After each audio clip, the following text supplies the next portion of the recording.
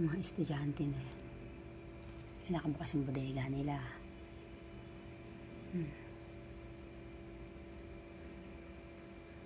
Nangangamoy yan eh. Tingnan nyo. Itong isa na to. Nagkagano ng ano niya. May amoy talaga yan. Dahil kahapon dumaan kami dyan eh. Lumabas kami ng bahay. Hindi ko alam na naghahakot pala.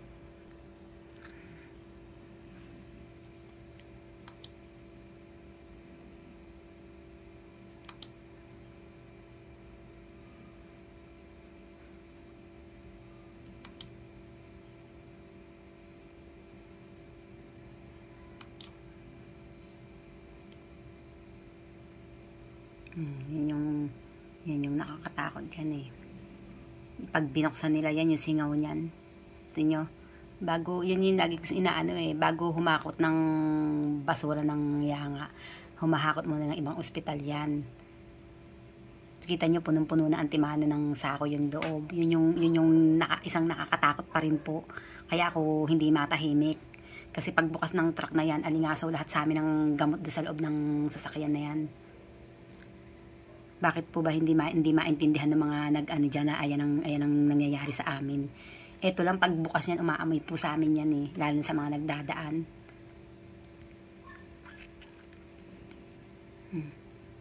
Di po ba? Kada hakot niyan, magiging ano po niyan yung amoy. Yung sinasabi nila na hindi nakakasama yung ginagamot dyan. Eh yun nga pong nabubulok na papabango. Kung ilang taon na maiipon sa baga namin yan, ba't di kami magkakasakit dyan? Tapos yung nalalanghap namin yan bukod sa baga, yung utak namin. Siyempre, umaano po yan sa utak eh. Oh, kita niyo yan, oh. May mga nagdadaan. Isipin nyo yan. Oh. Daanan yan eh. Kaya ako, kung talagang lumaban dyan sa nangyayari na yan.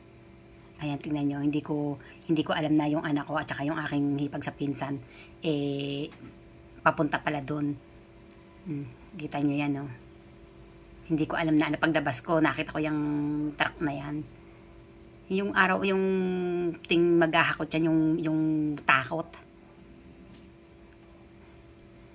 Na makakakuha kami ng sakit yan. Talagang makakuha dahil kakasakit na talaga po kami.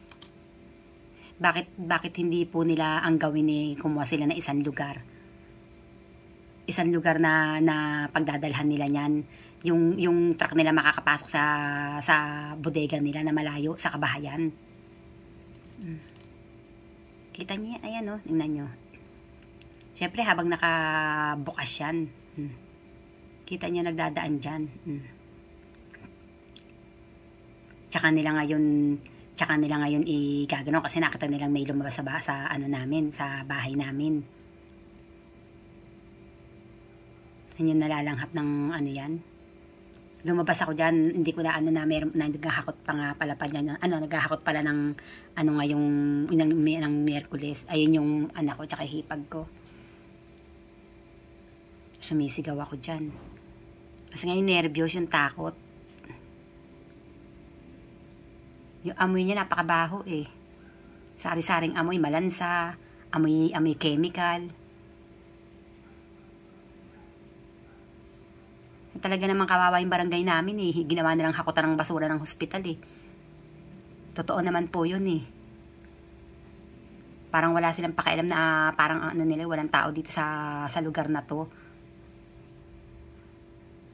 Parang kinalimutan nilang may mga tao dito. Hindi naman kami mga squatter dito sa lugar na to.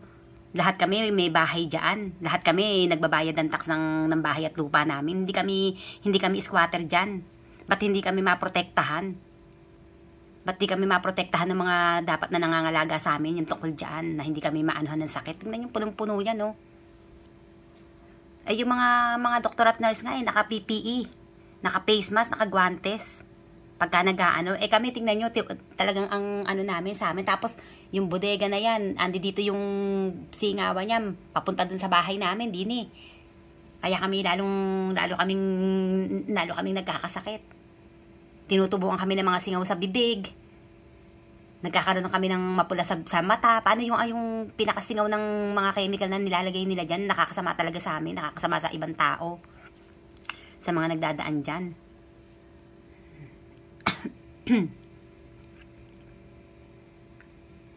Sana naman magkaroon ng hiya. Ng konting hiya yung mga may-ari. Nagawa nila ng paraan na hindi dyan maghakot ng wala silang pakialam sa amin eh. Inilayo nila sa harapan nila ng ospital nila eh. Dahil paligid ng ospital, puro bahay nila eh. Dito sila nagdala ng virus eh. Dito sila naggawa ng hakutan eh. O, tignan nyo tong isa na to, oh. Kasi naaamoy niya. Inaano niya tuloy yung hangin. Binubugaw niya. May amoy eh. Paglabas ko nga niya, kaya kami nagmamadali. Alis kami, punta kami ng Santo Niño.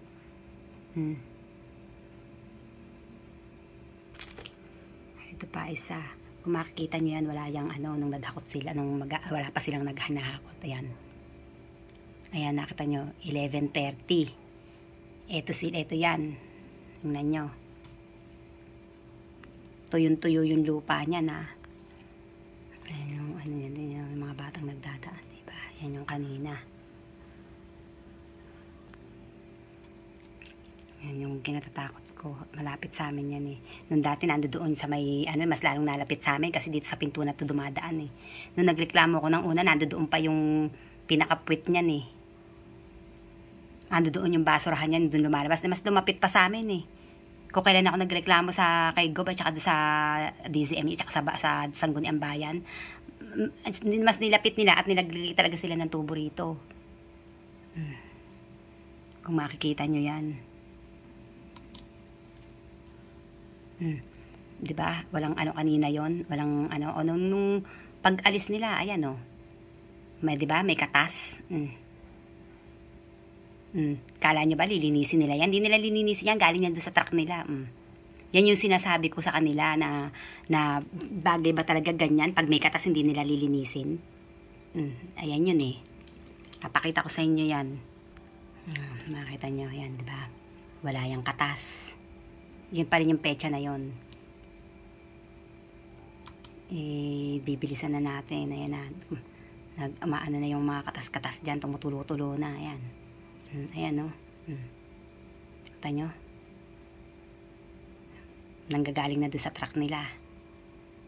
Tumatagas na yan. Sige, isipin nyo po. Pati kayo matatakot. Hanggang sa matuyo yan. Pag alis nila, medyo tuyo na yan. Talagang ako po talaga yung ang talagang ako nakakakita lahat na hindi tamang nangyayari po. Nyo. Wala na, tapak-tapakan na ng mga tao yan. Nakita niyo yung mga nagdadaan. Ayan tapak-tapakan na. Maraming nagdadaan dyan eh. Ayan yung na yun, natatapakan na ng tao. Diba kawawa kami dito, kawawa yung ibang tao. Kaya ako lumalaban. Ayan Diyos ko. Ayan. Tapak-tapakan na. Ay Diyos ko. Ayan.